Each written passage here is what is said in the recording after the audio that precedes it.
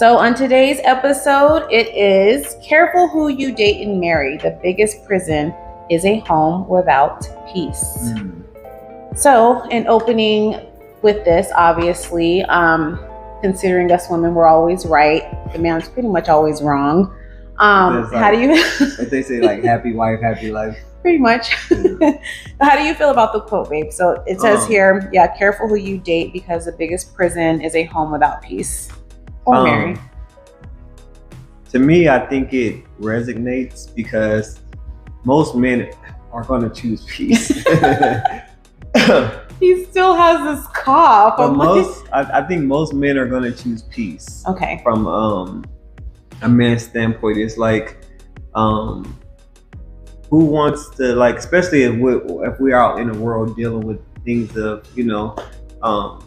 police brutality, racism, just a lot that we deal with, especially as a black man. I don't know, I know everybody deals with something, but as a black man, it's like, tougher, not to use the race card, but it is kind of tougher. So when I come home, I want to be at peace, like peaceful. It's like you're supposed to be your sanctuary, like, you know what I mean? So what does a sanctuary look like to you? As far as like, speaking for the men. All right. I mean, so like when I come home, I'm not saying like, oh, just leave me alone or whatever, but it's more so like communication is key. And I think like, from a standpoint of like, if we talk throughout the day and I'm like, hey, I'm having a bad day, this and that, or vice versa, kind of come home, have a chance to decompress and just relax, like, what I'm saying? We can talk about your day, but it's like, if it's not a pressing issue, I believe it could wait. Like, if, what I'm saying? Because some people, I don't think all women do it, but some people say, oh, nagging. And I think that's what, doesn't seem like peace for a guy. Depending on the roles, I guess I would ask, do you think that there is a set amount of time based on the man and the woman's role outside of the home for you guys to come home, give each other that space to decompress first before you come together and talk about your day? What do you mean? Because I feel like not like coming in right away, like, oh, guess what happened, blah, blah, blah. You know what I mean? Like just kind of coming home, giving the man time, giving the woman time after they get in, a certain amount of time to really just chill, relax before you get straight into that. And I think it depends on like their jobs too. That's what I said. Yeah, their roles. Yeah, so, because like, for you, I know you have a stressful job, so you're, dealing with people all day. So you might want to come home and decompress, and then I might want to talk. I don't want to deal with the big kid. I'm just kidding. I'm just kidding. Or I deal with people a lot, but I think it's a communication thing from the jump, though. I think that when you're entering a relationship, you should communicate like about, hey, when I come home, I like to decompress. But because sometimes we don't express ourselves in that way, or we don't have that conversations, and then it becomes a problem. So I think if you kind of nip it in the bud from the beginning, and we can go from there. Yeah, I think with my job, it is stressful sometimes, and I talk a lot. So like I deal with a lot of stakeholders, and so when I come home, sometimes I don't feel like talking or reiterating like what happened. You get all your words out. Yeah, it's just like you're repeating, and then I don't want to feel irritable, and I don't want to use that time of the month for women as an excuse. I know sometimes when that's coming up, we tend to get a little bit more irritable leading up to it.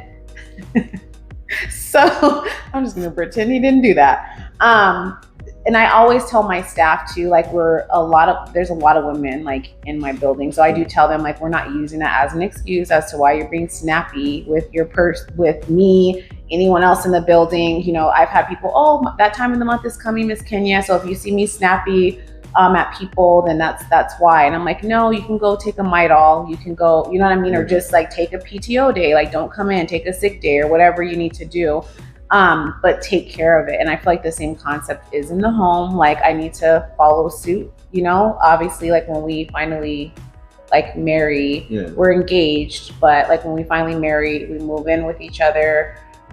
Those are the things too that I need to just remember. And I feel like as women, that's not an excuse. And you want to have like peace for the home with a guy. And then to kind of piggyback on that, I think if you know that you're kind of more irritable around that time, he's all just stay gone. No, I mean not that, but you can kind of do other stuff prior to coming home, or like decompress yourself. And you know what I'm saying? If you know you're going to be irritable, it's like being mindful of that, being conscious of like, okay, I do get more irritable around this time, so let me be mindful of like my words and how I interact with my partner. So it's ways to get around it, I do believe. So it just depends. But it's crazy because when we were looking at the quote, it was like a scripture that says that like biblically for like men or whatever. So it's funny to me because it says in Proverbs 21:9, but I didn't take it as like a man. So in Proverbs 21:9 it says, better to live on a corner of a roof than to share a house with a quarrelsome wife.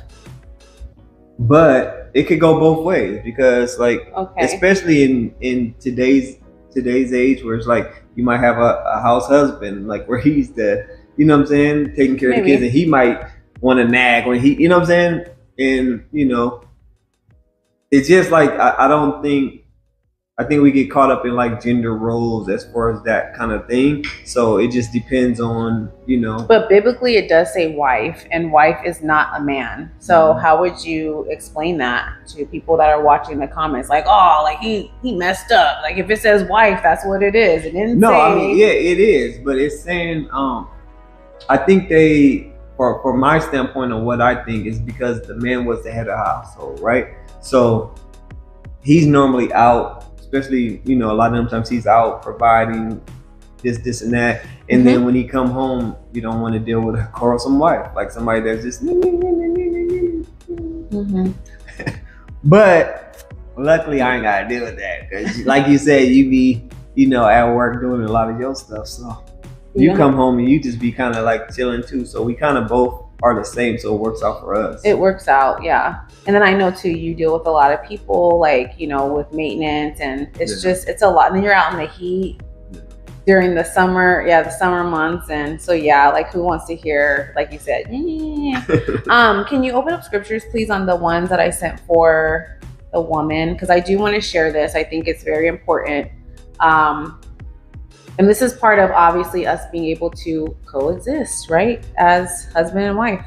So it says here, the Bible emphasizes the importance of peace and harmony within a marriage, urging both husbands and wives to cultivate a peaceful home environment. Now, I'm going to strive that even if you're watching and you are single, that is perfectly fine. Like, because one day you're gonna, hopefully find you a husband or find a wife, right? So these are like things that you might want to obviously husband will find her. Take into consideration. The husband will find her. A husband will find a wife, not a wife find a husband. Faith without works is dead, but you also have to get out there to be seen. That's a whole nother. Go ahead. Okay, sorry. So here's more detailed look.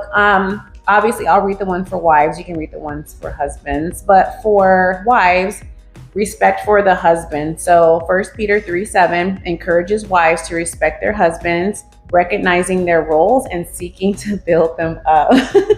He's all. Inner beauty. 1 Peter 3:3-4 also emphasizes the importance of inner beauty, of a gentle and quiet spirit, which is precious in God's sight. Not that that Greg just spoke on. Proverbs 14, build up the home, highlights the role of a wise woman in building up her home through her actions and her choices. So obviously too, I thought of Ephesians 4:29, and that's also building others up with encouraging words. That's not just like outside of the home, but it's inside of the home with your spouse. And the other one is general principles. So peaceful dwelling. And it basically says Isaiah 30:18 speaks of peaceful dwelling places, secure homes, and undisturbed rest, which should be the goal for every home. And I think that also falls into, and I can't think of the scripture, but do not go to bed angry, stuff like that. You always want to try to resolve conflict, hopefully peacefully, being tactful and being able to rest well, and not, if you go to sleep and you're thinking about it, like that's not going to be good, like, because you have more time to fester on it instead of like dealing with the problem at hand. And you know, like you might have bad dreams. I don't know. You might wake up and I don't know. Yeah, want to kill a person. You know how women be having them little dreams. They wake up staring at you. You don't know why. Like, it's like one of them things. But it also says, like in Ephesians 5:25, it says like, husbands, love your wives as Christ loved the church. But it's like saying that, you know, like to lay down your life for your wife, like love her in that manner. Like, you know what I'm saying? So if I'm loving you the correct way and I'm following Christ that lets you follow me, you know what I'm saying? Because if I want you to be submissive, you gotta be careful with that word nowadays, because some people take that the wrong way, because a man can be submissive too. It's just, you know what I'm saying? It's a different way, but because we're laying down our life for you, we're catering to you, we're protecting you, providing, that's being submissive to you too. But if I'm loving you the correct way, then it's easy for you to follow me and not be so quarrelsome and stuff like that. Right. So it's like, when I think about quarrelsome, try not to give her a reason to be quarrelsome. Like, you know what I'm saying? Try not to give her a reason to be angry or nagging, and you know what I'm saying? Things of that nature. So it just depends. But I mean, you know, I think it's communication. I think communication is key in every relationship. You talk about expectations, right? Because sometimes people have these expectations of something that we can't meet. Like I might have an expectation of what I think a wife is, what you think a husband is, and we might not be able to meet those because they're unrealistic. You know what I'm saying? So we have to share these things with our partner so we can understand if, like, you know what I'm saying? We also have to realize that as followers of Christ, that, you know, Genesis 1:26, we're made in God's image. And so you have to understand God made no mistakes when he made you. In those mistakes, you're going to make mistakes, but he didn't make any mistakes when making you, if that makes any sense. I hope I didn't make a mistake when I said that. Yeah. But yeah, so that kind of helps too. I also tell sometimes my staff in like our prayer groups, which you can also apply this in the home, like in a relationship, that before you are going to take action and say something or do something that's not of God, always remember that like God is omnipresent, right? He's everywhere at once. He's omnipotent. He's all powerful. And if he's in the room watching, like, would he condone what you're about to do? And so sometimes that really does help set the tone and standard before I take action and like doing or saying something, if I want to like choke you or something like that. But I normally don't. He's such a good guy. But so yeah. Like, another thing that came across the screen is kind of in that same vein, but it's saying like, be careful who you're venting to, because vents go into other rooms. So it's like you can't just have everybody in your relationship. You know what I'm saying? So how do you feel on that kind of topic about like, should you have one person that you go to and talk to? Are you kind of telling everybody our business, or like what's your take on that? No, my take on it is, which I've also gotten advice from people that were already in marriages too. You want to be careful with that, because like if I tell a friend or friends about me and Greg, if we're having issues, we start fighting or whatever, hypothetically speaking, and they're just like, they start to like get a certain view of Greg over time. They start to really not like him because all the stuff that I'm saying, and I'm like spilling stuff. And then the moment that I want to make up with you and me and you get back on good terms, it kind of already like left a sour taste in my friend's mouth or my family's mouth. So then they're looking at him crazy, and like, here you are, you've made amends, you're trying to make it work. And then, like I said, everyone now knows like certain things that were going on. I think it's wise to pray about stuff, and then go to like a trusted, like your pastor, somebody like that's not like biased. Yeah, biased, and you know, like talk to them and not people that you're close with or that you know. Because once again, the moment that you decide, and also that's social media too. do not put your stuff on social media. Like there's people that do that and it just gets so messy. Yeah. And then it taints your relationship. It taints how people may view you, may view your husband, like, or your spouse. And so I just think that that's not wise. Well, I like, it's crazy because I'm listening to your points you're making, especially with the social media thing, and that's big because it's like I remember telling one of my friends, it's like everyone's not rooting for you. Some people are rooting for you to fail. Some people are rooting for your relationship to fail. So like you're putting that on there, and it's like gossip, and like, you know, people gravitate to it and they act like they're supporting you, but they're not. They're waiting for you to fail, or somebody could be like, you know, the other opposite sex is waiting for that opportunity and that door to open, and you just gave them, That's you know true. what I'm saying? So it just depends. But I did like what you said about like having wise counsel. You know, we talk about that a lot. It's in the Bible too, and just right? having like one person that you can go and talk to, that's not going to be biased and that's going to give you advice. Preferably somebody that's married, that's been married, or, you know, they have a stable relationship and they've been through the ups and downs. Because I honestly think you should have on the job training. So it's like you're not gonna go to, you know, you're not gonna go to a basketball player to teach you how to play football. You know what I'm saying? You're gonna find that person that, hey, they have a successful marriage. How did they get through that? I'm not gonna go to an overweight fitness trainer. Yeah, I want somebody fit. Well, they big bone. They big bone. But no, so it's kind of one of them things of just keeping your relationship kind of tight. Like I have somebody that I will go to, and I know they're gonna tell me if I'm wrong. Accountability partners is important because some people, you don't want yes men. Like, oh girl, especially like if you have girls, and, oh girl, leave them. Let's be out here in the streets, because they in the streets and they want you to be right there with them. You know, misery loves company. So it's kind of one of them things, and you know what I'm saying? So you don't want to like divulge too much stuff, especially if you can go to your partner and fix it. Hey, let's pray about it. Like, and if you're praying every night before you go to sleep, it's hard to stay mad at somebody too. Yeah, that's true. You know. Anything else you want to add? I mean, that's pretty much it. I think. What about the scriptures for the husband? Well, I told you the Ephesians one. Yeah. And obviously, like I'm saying, husbands, love your wives. What other one? Colossians 3:19. It specifically tells husband not to provoke the wives. Highlight the importance of respectful communication and behavior. So, like I said before, I kind of hit on that. Like, don't give them a reason to, you know what I'm saying? Like, if I know you're mad, like I sent you the meme the other day. When I know you're mad, and I kind of like irritate you on purpose. So it's like, a lot of times you know your partner, you know triggers, you know what to say to kind of ramp the, you know what I'm saying, whatever. So try to stay away from that. If I know that you're kind of upset about something, I might give you time to let you calm down and then come back and talk about it later. But we have to talk about it, because the things that you don't talk about, they grow and they fester, and then they become bigger than it should have been.